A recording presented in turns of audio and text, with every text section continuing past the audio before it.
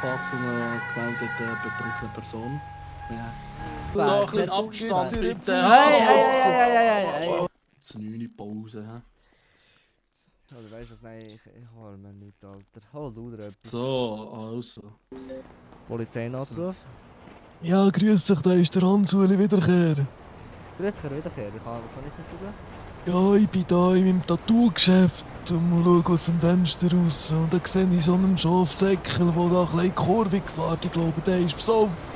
Wenn ihr irgendwie einen Ort schafft oder das Kennzeichen? Ja, Tattoo-Geschäft, Postleitzahl 3007. Tattoo-Geschäft 3007. Also, wir schauen uns doch das an, Herr Wittmer. Ja, ich bin da vor Ort. In meinem Auto. Was ist denn?